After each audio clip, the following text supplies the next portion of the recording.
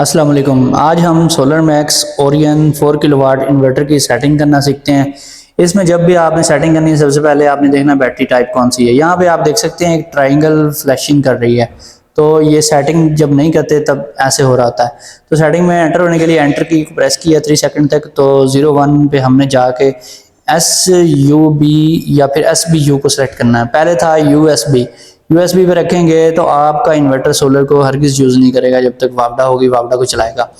और इसमें 2 नंबर पे है टोटल जो चार्जिंग अम्पेयर्स हैं, यानी कि जो सोलर से आपने चार्जिंग करवानी है उसके अम्पेयर्स यहाँ पे आपने सेट करने। तो यहाँ पर अगर ये डाउन वाला बटन दबाएंगे तो अम्पेयर्स बढ़ते जाएंगे, जैसे कि 120 पे चला गया।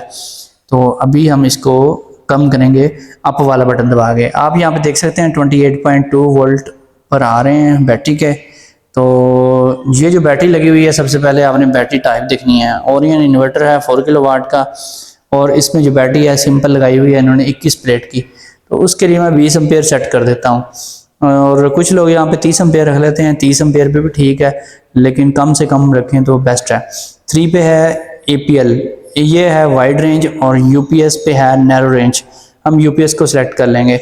5 पे है बैटरी टाइप, ये डिफ़ॉल्ट में होती है एजियन भी रख लेंगे सादा बैटरी के लिए, तो कुछ नहीं होगा, बैटरी अच्छे से चार्ज होगी। लेकिन हम इसमें USC यूज़र कस्टम डिफाइन जो है वो सिलेक्ट करेंगे, और बाकी पैरामीटर्स के हम चेंज करते हैं। यहाँ पे आपने 11 नंबर पे आए ना, यहाँ पे वापडा से चार्जिंग के एम्पेयर हैं। ये जो चार्जिंग के एम्पेयर्स हैं आपने ये भी आपने कम से कम रखने। इस बैटरी के लिए मैं 20 रख सकता हूँ, 10 भी रख सकता हूँ, और 2 एम्पेयर अगर रेंज है आपके इन्वर्टर में तो आप 2 एम्पेयर को भी सेलेक्ट कर सकते हैं। 20 एम्पेयर एक बेस्ट वैल्यू है इस बैटरी के लिए। और फिर 12 और 13 नंबर की सेटिंग है, ये आपने रखनी है, बड़ी एहतियात से काम लेना है। अगर आप SBU मोड यूज़ कर रहे हैं तो इसमें ये वर्किंग करेगी, अगर दूसरा कोई मोड है फिर वर्किंग नहीं करेगी। SBU में 13 नंबर पे 27 है, इसका मतलब है सुबह के टाइम जब 27 वोल्ट पे बैटरी पहुंचेगी तो आपका जो इन्वर्टर है 27 वोल्ट तक ही बैटरी को चार्ज करेगा, यानी कि 50% के राउंड अबाउट। और फिर ये आपकी जो वापडा इसको बंद करके सोलर पे सारा लोड डाइवर्ट कर देगा। 16 नंबर पे है आपने OSO कर देना है, अगर आप चाहते हैं वापडा से चार्जिंग बिल्कुल ऑफ हो जाए। मैंने भी OSO कर दिया, ओनली सोलर, सिर्फ सोलर से चार्जिंग हो, और रात या दिन के किसी भी टाइम में वापडा चार्जिंग के लिए यूज़ ना हो। यहाँ पे 12 नंबर की मोस्ट इंपॉर्टेंट सेटिंग है। इसका मतलब ये है कि कितने % आपने रात को बैटरी डिस्चार्ज करवानी है, यानी कि शाम का टाइम जब होता है सोलर ख़त्म होता है तो फिर कितने % तक बैटरी आपकी यूज़ हो। 23 पे रखेंगे तो आपकी बैटरी 30% बच जाएगी, 70% के राउंड अबाउट यूज़ हो जाएगी। यहाँ पर अगर आप इसको 24 कर देंगे तो 50-50 हो जाएगा। 25 कर देंगे तो आपकी जो बैटरी है वो 10 to 20% यूज़ होगी, 20 तक होगी, और 80% बच जाएगी। लेकिन अगर आपने उसको आपने करना है 25 12 को, तो 13 को आपने 25 नहीं करना, सेम वैल्यू कभी नहीं रखनी अगर आप SBU मोड यूज़ करें। अगर अदरवाइज अगर आपने ऐसा किया तो आपका जो इन्वर्टर है वो फ्लक्चुएशन मोड पे हो जाएगा, बार बार ट्रिपिंग करेगा। बल्क चार्जिंग वोल्टेज की सेटिंग है वो 26 नंबर पे आएगी, वो भी आपने सेट करनी है।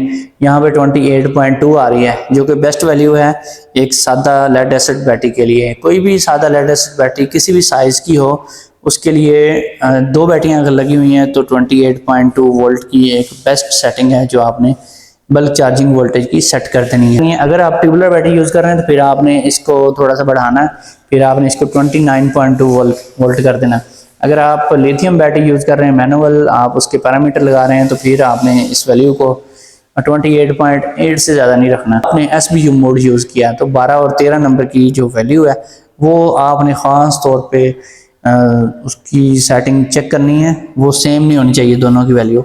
उन दोनों की वैल्यू में 2 वोल्ट का डिफरेंस लाजमी आपने रखना है, तो फिर आपका इन्वर्टर जो है फ्लक्चुएशन नहीं करेगा। इसके अलावा जो 2 नंबर पे चार्जिंग के एम्पेयर्स हैं, अच्छा बाज़ औक़ात ऐसे होता है सेटिंग करते करते आप जो है दोबारा शुरू में चले जाते हैं, और कुछ इन्वर्टर्स सेटिंग सेव कर लेते हैं और कुछ इन्वर्टर्स में वो सेटिंग सेव नहीं होती, फिर दोबारा से आपको सेटिंग चेंज करनी पड़ती है। इसमें जो 6 और 7 नंबर की सेटिंग होती है ये ओवर टेम्परेचर और ओवरलोड की सूरत में इन्वर्टर के रीस्टार्ट होने को डिसेबल करने के लिए होती है। तो ये डिसेबल पे ही होती है डिफ़ॉल्ट वैल्यू, आपने इसको इनेबल नहीं करवाना। अगर आप बड़े साइज़ की बैटरी यूज़ कर रहे हैं तो फिर आपने 30 या 40 एम्पेयर यूज़ करने, अदरवाइज़ आपने 30 एम्पेयर से ज़्यादा नहीं रखने। और 12 नंबर पे आपने क्या करना है, 12 और 13 नंबर की सेटिंग में आपने 2 वोल्ट का फ़र्क लाजमी रखना है। यानी कि अगर आप 12 नंबर को आप 23 पे रखते हैं तो आपने 13 नंबर को 25 से कम हरगिज़ नहीं रखना। अगर आप 12 नंबर को रखते हैं जी 25 पे, तो फिर आपने 13 नंबर को 27 से कम बिल्कुल नहीं रखना। ठीक है, इसके अलावा आप 13 नंबर को FUL पे भी रख सकते हैं, लेकिन अगर उसको FUL रख दिया 13 नंबर को, तो फिर आपकी जब तक बैटरी सुबह के टाइम फुल नहीं होती तब तक आपका सिस्टम जो है वापडा को शेयरिंग के तौर पे यूज़ करता रहेगा, बल्कि वो डायरेक्ट सारी वापडा ही यूज़ कर रहा होता है, सुबह के टाइम शेयरिंग नहीं कर रहा होता और सिर्फ आपकी बैटरी चार्ज जो है वो सोलर से कर रहा होता है। तो जिन्होंने प्लेटें ज़्यादा लगाई होती हैं उनके पास तो ये प्रॉब्लम नहीं आती, लेकिन कम प्लेटों वालों के पास ये मसला आता है कि सुबह 11-12 बजे तक उनकी वापडा यूज़ होती रहती है, तो फिर उनको वापडा बंद रखनी पड़ती है। 27 पे फ्लोट वैल्यू होती है, वो 27.0 ही आपने रखी। 29 पे होते हैं जी इसके डिस्चार्जिंग वोल्टेज, कि कितने वोल्ट तक आपने बैटरी को डिस्चार्ज करवाना है, उसके बाद बैटरी शट डाउन हो जाए जब वापडा नहीं होती। तो ये भी कम से कम आपने रखनी है। अगर आप लिथियम बैटरी यूज़र हैं तो फिर आपने इसको कम नहीं करना ज़्यादा। और 30 पे है इक्वलाइजेशन, इसको डबल एन कर दें अगर आपने डबल करवानी है। 31 पे इसके वोल्टेज आप बढ़ा दें, 2 वोल्ट आपने बल्क से ज़्यादा रखने हैं इसके। और इसके बाद यहाँ पे ग्रिड फीडिंग है 38 पे, अगर नेट मीटिंग करवाई है तो यहाँ से आप इसको इनेबल करवा सकते हैं, लेकिन आपने फिर इसकी दूसरी सेटिंग भी करनी है जो इसकी नंबर 1 पे है, वो भी SU भी करना पड़ता है साथ। यहाँ पर 42 और 43 नंबर की सेटिंग आती है, मोस्ट इम्पोर्टेंट सेटिंग है। अगर आपके मीटर में रिवर्स लाइट और अर्थ लाइट चल रही है, आपने अर्थ लाइट और रिवर्स लाइट को यहाँ से कंट्रोल करना है। 42 को कम ज़्यादा करेंगे तो आपकी न्यूट्रल लाइट जो है वो बंद हो जाएगी, और अगर आपके मीटर की रिवर्स लाइट चल रही है तो 43 नंबर पे आपने इसकी वैल्यू को कम या ज़्यादा करना है। तो फिर आपने इसको एडजस्ट करना है उस हिसाब से कि जहाँ पे आपका मीटर रिवर्स लाइट और न्यूट्रल लाइट बंद कर दे। तो ये एक बहुत ज़बरदस्त चीज़ है जो कि कुछ इन्वर्टर्स में पाया जाता है और ज़्यादातर इन्वर्टर्स में ये सेटिंग नहीं पाई जाती। इसके बाद हैवी लोड की सेटिंग है। अगर आपने सेकंड लोड L2 पे लगाया हुआ है तो फिर आपने हैवी लोड की सेटिंग करनी है जो कि 60 नंबर पे है। 60 नंबर पे आपने इसके वोल्टेज फिक्स करने हैं। यहाँ पर हैं जी 21 वोल्ट। अगर 21 वोल्ट ही रखेंगे तो आपकी बैटरी जो है हैवी लोड के ऊपर चलती रहेगी और एंड तक चलेगी। इसको आपने बढ़ाना है, यहाँ पे आपने कर देना है इसको 23, 24 या फिर 25। बेहतर ये है कि आप इसको 24.0 पे सेट करें ताकि आपकी बैटरी थोड़ी सी यूज़ हो उसके बाद बंद हो जाए। तो अगर आप इसको 25.0 पे रख लेंगे तो फिर ये होगा कि जैसे ही वापडा बंद होती है रात के टाइम तो आपका हैवी लोड सिर्फ 1 आध मिनट ही चलेगा और फ़ौरन ही बैटरी आपकी लो होगी, थोड़ी सी लो होगी, ज़्यादा नहीं, सिर्फ 5 to 10% यूज़ होगी। उसके बाद आपका हैवी लोड जो है वो कट ऑफ हो जाएगा और जब तक वापडा सिस्टम में इन नहीं होती तो आपका हैवी लोड बंद ही रहेगा। लेकिन ये सेटिंग काम नहीं करती जब तक आप नंबर 1 पे SUB ना रखें। इन इन्वर्टर्स में ये बहुत बड़ा एक ड्रॉबैक है, बहुत बड़ा मसला है कि आप SBU मोड पे रहते हुए हैवी लोड को कट ऑफ नहीं करवा सकते। आपको लाजमी वापडा शेयरिंग वाला मोड सेलेक्ट करना पड़ता है, फिर आपका heavy load automatically cut off होता है। तो जो कंपनियां इन्वर्टर तैयार करती हैं उनको चाहिए कि इस फॉल्ट को ठीक करें ताकि आप लोग दिन के टाइम वापडा शेयरिंग की बजाय बैटरी शेयरिंग के जरिए अपनी वापडा से बचत भी कर सकें। आपकी वापडा दिन को बिल्कुल यूज़ ना हो और रात को जो आपका सिस्टम है वो ऑटोमेटिकली SUB मोड पे जाना चाहिए। बल्कि इसमें टाइमर की सेटिंग भी होती है, उसके ज़रिए आप ये काम कर सकते हैं। लेकिन ज़्यादातर लोग वो टाइमर की सेटिंग जो है उसको यूज़ नहीं करते और क्योंकि थोड़ी सी वो डिफ़िकल्ट होती है, उसमें पहले डेट ऑफ टाइम सेट करना पड़ता है और फिर टाइमर की सेटिंग करनी पड़ती है और बहुत सारे इन्वर्टर्स में ये सेटिंग होती भी नहीं है, तो बड़ी मुश्किल से इसकी सेटिंग होती है। यहाँ पर एक सिंपल सा इसके सॉफ्टवेयर में एक नंबर पे सेटिंग देनी चाहिए, किसी एक नंबर पे, जहाँ से ये चीज़ कंट्रोल हो जाए। तो इसमें फिर आपने इसकी जो सेटिंग है वो अपने हिसाब से करनी है। यहाँ पे 12 नंबर पे मैंने 22.5 कर दिया क्योंकि मैंने पहले किया था 25, 12 पे, 13 पे मैंने किया था 25.0। दोनों वैल्यूज़ को मैंने सेम किया था, इसलिए बार बार लोड कभी वापडा पे जा रहा था और कभी बैटरी पे जा रहा था।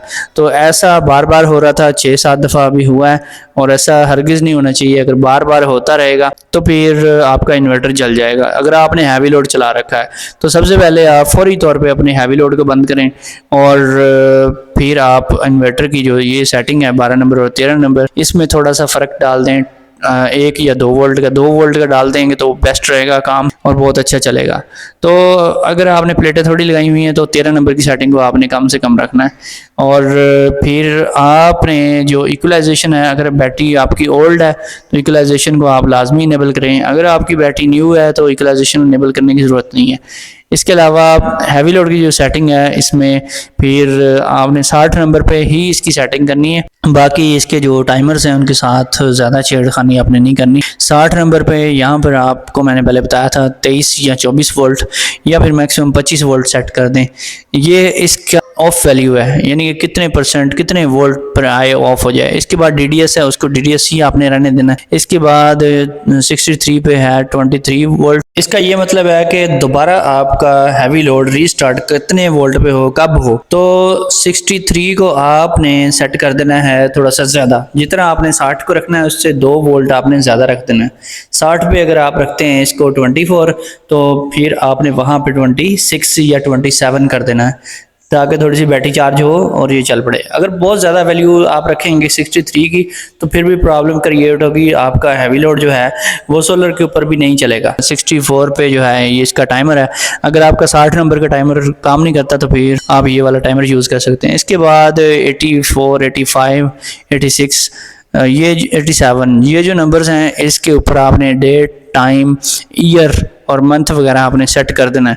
जब ये सेटिंग आप करेंगे तो ये जो ट्रायंगल आप देख रहे हैं फ्लैशिंग में ये हट जाएगी। इसके अलावा 99 नंबर और 100 नंबर पे ये मोस्ट इंपॉर्टेंट सेटिंग है।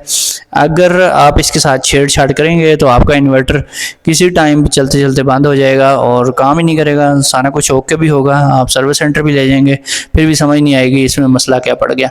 तो ये टाइमर्स हैं इसके, इनके साथ आपने छेड़खानी कभी भी नहीं करनी जब तक आपको सही इसकी भावना नहीं होती।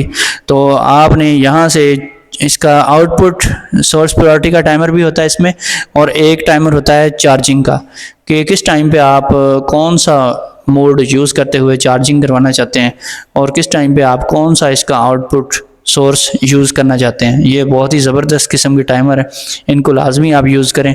और यहाँ से अच्छा कई ऐसे सेट आते हैं जिनमें ये टाइमर से छिड़े हुए होते हैं और इन्वर्टर जो होते हैं आउटपुट बंद कर देते हैं या फिर प्रॉब्लम कर रहे होते हैं। जब इन टाइमर्स को आप इनकी सही वैल्यू के ऊपर सेट करेंगे तो आपका ये फॉल्ट भी दूर हो जाएगा। दोस्तों ये जो इसमें डेट, मंथ और ईयर वगैरह है ये भी आपने लाजमी सेट करना होता है। और जब ये आप सेट करेंगे तो आप जो ट्रायंगल एक देख रहे हैं बनी हुई जो कि एक खतरे का निशान है तो वो भी हट जाएगा।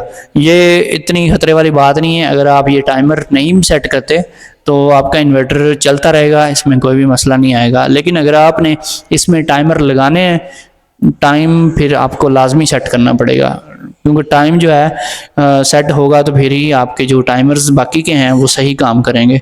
अदरवाइज़ आप इस झंझट में अगर नहीं पड़ना चाहते तो इस सेटिंग को ऐसे भी छोड़ सकते हैं, तो कोई प्रॉब्लम नहीं होगी आपको। और अगर आपने कोई टाइम लगा रखा है तो फिर आपको इस इन्वर्टर का टाइम लाजमी सेट करना पड़ेगा, नहीं तो आपका इन्वर्टर चलते चलते बंद हो सकता है।